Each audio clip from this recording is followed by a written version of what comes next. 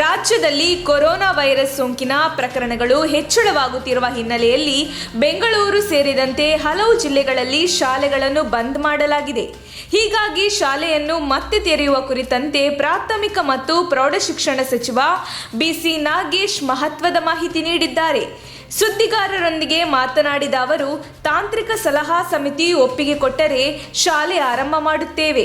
ರಾಜ್ಯದಲ್ಲಿ 5 ವರ್ಷದ ಮೇಲ್ಪಟ್ಟ ಮಕ್ಕಳಲ್ಲಿ ಕೊರೋನಾ ಕೇಸ್ ಹೆಚ್ಚಾಗಿದೆ. ಆದರೆ ಎಸ್ಎಸ್ಎಲ್ಸಿ ಮತ್ತು ಪಿಯುಸಿ ಮಕ್ಕಳಿಗೆ ಸಮಸ್ಯೆಯಾಗಿಲ್ಲ.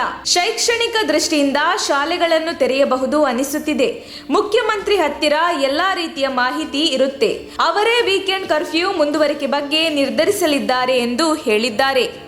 ನಮ್ಮ ತುಮಕೂರು ಮಾಧ್ಯಮದ ವಿಶೇಷ ಸುದ್ದಿಗಳನ್ನು ನಿರಂತರವಾಗಿ ಪಡೆದುಕೊಳ್ಳಲು ಚಾನೆಲ್ ಅನ್ನು ಸಬ್ಸ್ಕ್ರೈಬ್ ಮಾಡಿ.